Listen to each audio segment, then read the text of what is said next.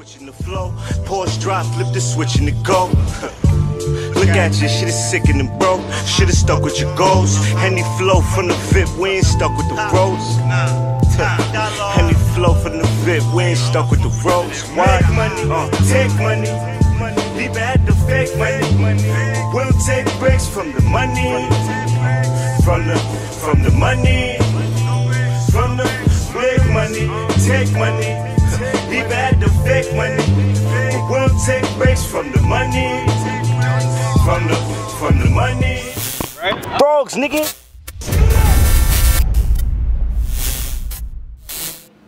Do you speak to these guys like, yo, you guys can't take battles? I tell them this all the time, bro. You know what I'm saying?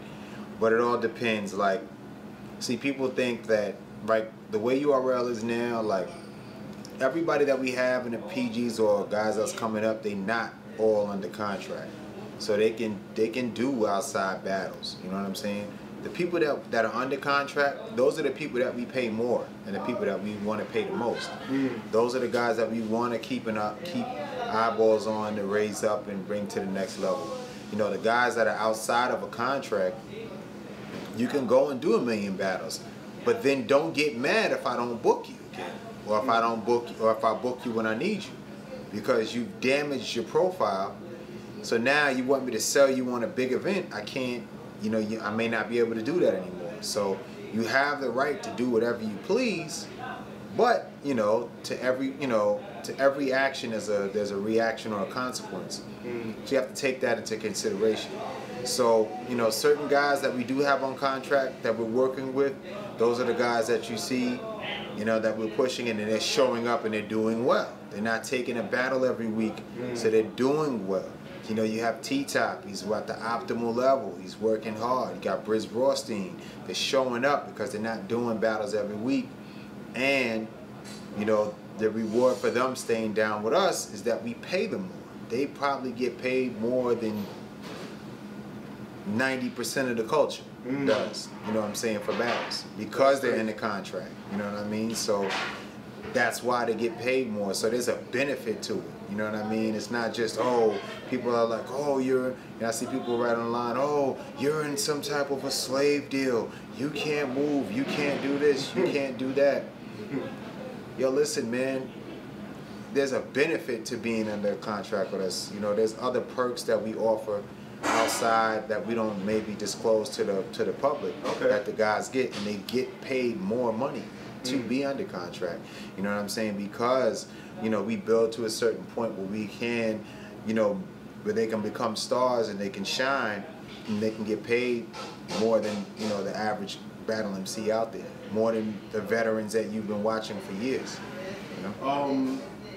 Now, how about some of the guys who may be in contract, but they feel like, you know, they might have an opponent who ducked them this month, who doesn't want to battle, but then it may stretch out to like a year before they get something where they can push themselves. How do you deal with those guys? You know what I'm saying? Because sometimes, you know, just because these are all conversations I get from speaking with different battlers.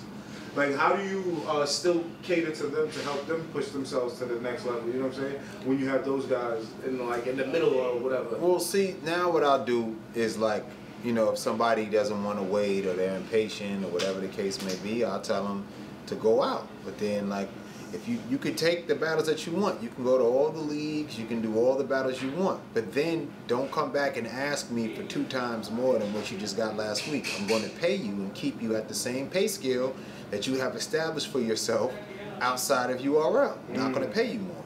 So I'm going to pay you what everyone else pays you, or maybe slightly more. You know what I mean? And URL, on average, pays more than the majority of the other leagues. You know what I mean? People say, oh, this and that, but I challenge anybody to bring out their contracts of when they're getting paid on other leagues and compare them to to the battles that we've contracted them for, and you'll clearly see that we pay more. But so oftentimes more is still not enough for a lot of guys. They think that they should be getting paid this amount of money and that amount of money, but then they're going around and they're battling in Wichita, Kansas, and you know, they're battling Outback Allen, and they're losing. And then they're coming back and they want top dollar, and they want the top opponent, and then they want to be on the top events. and it just doesn't work that way. So, Yeah. you know, it's cool if you want to do that. There's a couple of guys that bounce around, and that's fine. They go, you know, we're never going to be able to fully stop it. You know, we do like to have a certain amount of MCs that we have that you only can see on URL, because then that's what makes it special.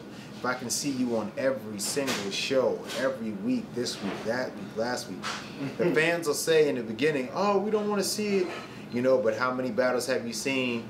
And then it happens, and you be like, they should have did it on URL. It just doesn't feel the same. It's not the same energy.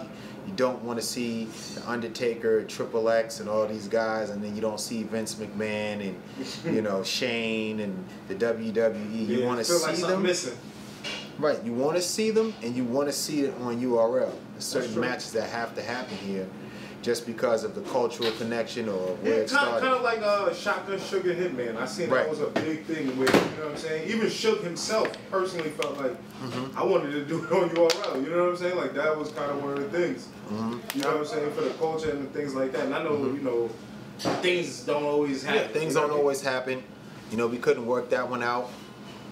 And, you know, we walk away from stuff. You know, if it's too expensive and we don't think that it makes sense for us and there's an economical benefit from it, we'll walk.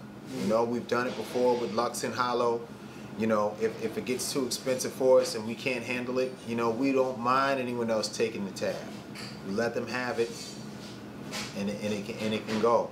You know, so if it and you know, sometimes so far we've been right with that. But not to say that those weren't good battles, but I just don't know if the return on the investment would have been. You know what I mean? Yeah, nah, you felt good on your choice. Yeah, I felt great on my choice. Yeah, because at the end of the day, you don't want to overextend yourself and hurt yourself in the long run to try to please other people. I learn a lot, you know. I go to a lot of different events, and I pay attention to a lot of things. And, you know, oftentimes when we don't get certain matchups that we want, or somebody's charging us too much money for something,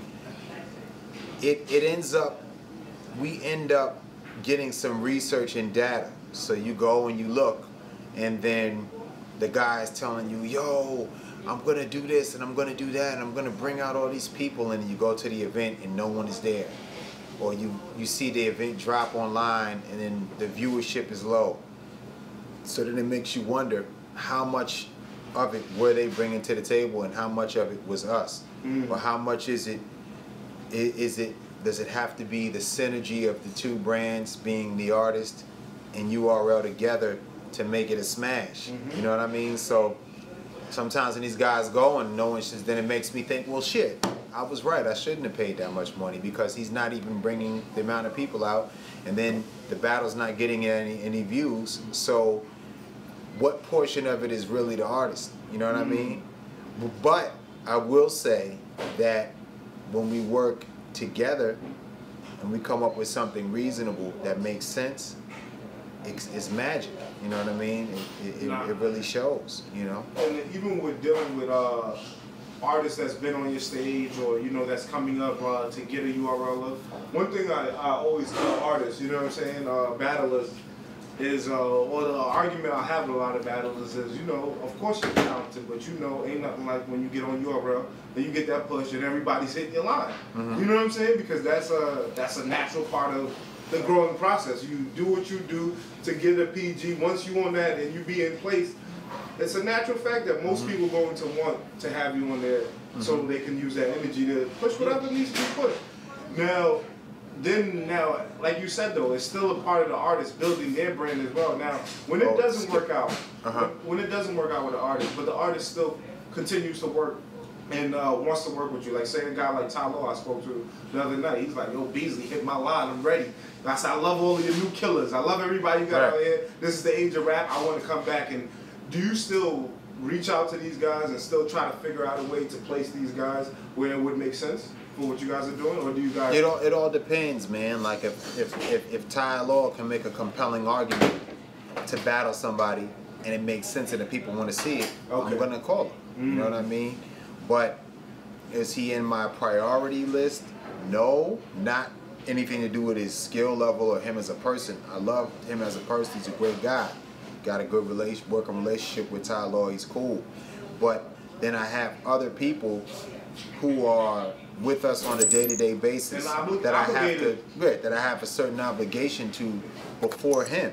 You know what I mean? And he said the exact same thing to me. So it's not exactly what he said to me though. He said not Beasley got people, he gotta, but he said he knows when I'm ready for that. It's nothing personal, but like I'm saying, like if Ty Law, he's a skilled MC, he's dope. You know what I'm saying? He chose to venture off and, you know, do something. And it happens all the time. Look at JC. He ventured off. He went around to some of the smaller leagues, battled or stuff. You know what I mean? Kept his name hot or whatever, or to a certain level. And then when he came back to URL within a year's time, now they're putting him against Lux. So you can clearly see there's a difference. You know, look at Ill Will. You know, he was always dope.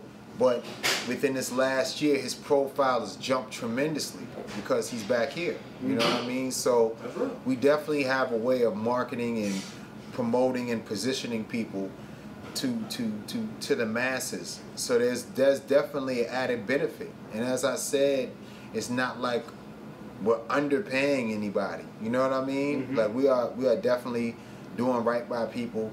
There's no one out here running around saying that we owe them money or anything like that. So we do good by people. People do good by us. Oftentimes, you know, you'll hear people say, "Oh, I don't like this or that." What it is they'll ask for something that we don't agree to or see eye to eye on, and if we say no, then we're wrong. You know what I mean? Yeah, I mean. So that's how it goes. But it's all good. You take the good with the bad. You know. And one thing I gotta say, just staying on this subject real quick, Norbs. You know, Norbs, till this day, you know, since when I first knew Norbs to now. Captain Slime. You know what I'm saying? He's like, a lot of people was mad that he's the gatekeeper of certain aspects of certain situations.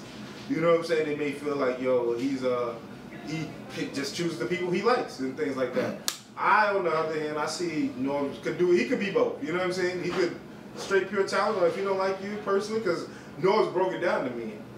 Character, a whole bunch of things go into him wanting you to be on URL. Right. And you guys have always stood behind him 100%. Do you feel like Norbs may need more help now with all the new talent coming in, him doing the combine? Right. I mean, we're definitely bigger. We're definitely bigger than we were before. We have a bigger following. So, of course, you know, we probably will need more help. But, I mean, I think Norbs makes some good sound decisions. Sometimes he may not like certain people because that may not just be his preference, but doesn't mean that the people are not good enough. But you know what I mean? It's just, that's within any sport. You know what I mean? A scout could go to a gym and see 5 talented guys, but he might just see something different in one of the guys. And even though he might pick that guy, and that guy might not be it, then the other guy might walk onto a team and become a star. So, you know, it's just a luck of the dice, a roll of the dice, or luck of the draw, or whatever you want to call it. But I think that, you know, in terms of the proven grounds, you know, you're seeing now where this things happen. You know what I mean? Like where guys need to come in through that system. I think it's still a good system. I mean, can it improve? Of course, it can always improve. You know what I mean? And we have some ways that we're talking about now that we're looking to improve it moving forward and just getting guys integrated. But you know, I hear a lot of guys calling out saying, "Oh, they shouldn't have to do PGs and things like that." But I mean, the majority of the culture has done a PG. Everybody that's hot right now, after the first class, the majority have done a PG. People are going to name 3 or 4 people who didn't do one. If you name 3 or 4 people out of 9 years, that's still a high. If you put that on a percentage basis, that's like 3 to 5% of the people didn't do one. And kind of the people you could name kind of still had like battles that led them to those, like even with the guys who are making people forget him and Chess went at it in certain situations. Right, and the guys that people are pointing to that didn't have to do a PG, none of those people are any of those guys. None of those people are Disaster. None of those people are Sharon. None of those people were Daylight at their points of their career. You feel what I'm saying? And even when they came in, you know, at the time, like Suge was kind of on a return. You know what I mean? He wasn't even on the main card of it. You know what I'm saying? Mike P was new. He basically was just coming out of the PGs when Daylight came here. You know what I mean? Disaster's Disaster. You know what I mean? Disaster's been around since grind time. You know, he was the top dog at grind time even before KOTD existed. You know what I mean? So, you know, there's certain instances where, you know, you make an exception, you know what I mean, in terms of having people there, and, you know, but for the most part, you know, this is the process, man. I think too, what people get confused is they go, well, he battled A-Verb, B-Magic, DNA, and this one at this place. Yeah, but he battled them someplace else. He didn't battle them here. You feel what I'm saying? I've seen guys who have come to the proving grounds who have battled some big names in the culture, right? And then they go in the Honeycomb Hideout and fold. Or they go in Black Star and they fold. It's a different type of pressure. It's a different type of pressure. It means way more. That's real. Clearly it does. I've heard battlers say, yo, I'd rather lose over there with him than lose over here with him on URL. Fuck that. You know what I'm saying? You can battle a big name, and that's cool, but you're not battling them here. You know what I mean? So I've seen guys battle 2, 3 big names, come in for a PG and fold to a nobody. A guy that, not a no one, but you know, someone that no one knows, and have a debatable battle, or lose, or fold up, or not perform on the highest level because of what it means. You know? What's your thoughts on this combine? You know what I'm saying? And, I'm not really too versed on it. That's more like a NOWWWW situation. I mean, we're talking about it.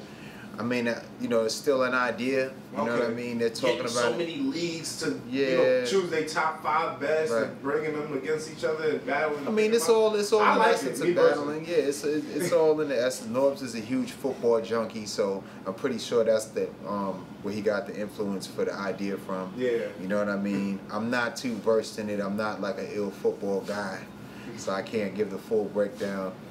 But you got to get up with Norbs and he can break it down to you. Oh yeah, definitely. Now I mean, he broke it down to me. You know what I'm saying? I got a pretty thorough understanding of it. With just, you know, the choosing leagues from basically all around who feels like they have great talent, and now we get to see people from Nebraska or, you know what I'm saying, Alabama or any of those leagues, and we get to see the best talents, and they get to go at each other, and you pick the best out of those guys. I want to do that. I want to just do an open call too. Like, I want to just do, like, tryouts like we first had originally. Okay. Just let dudes just come try out while, you know, if just have a million people just come in and just start going crazy, just see who's who, see what happens. No prep, no nothing. Just show up and battle. See if you vibe, you know what I mean, if you can get crazy. Okay, you know taking it back to the streets like that. Got to, man. This is street culture, man. You can't change it. You know, once we try to change what this is, it becomes like everything else. And it may happen one day, you know, it may get to the point where, you know, it gets out of our hands and it gets spoiled, you know what I mean? But, you know, there's always going to be slight changes due to the times. But, you know, for the most part, we try to keep it as authentic as we possibly can. Saying that, do you feel like, do you feel the shift in the era? The shift in the battle rap? I think it's a shift in what people like. Okay. You know what I'm saying? Like, you know, it's like, I think that there are even genres within battle rap now. You know what I mean? There's the street urban genre, which is the most popular genre. The comedic. And you have the comedic, then you have more like the suburban type of, you know, vibe. That's a fact. And that's fine, you know, because then it caters to different audiences and crowds, and sometimes they mix together and you have your culture shock battles. You even got your foreign battle rap. Yeah, you got your foreign battle rap, but you know, what I do like about battle rap right now at the present stage is that the street version of it is at the forefront. There's no pop version that's bigger. It doesn't matter what it looks like or how, it's not the same. The street urban battle rap is what gets the most views. They have the most followers.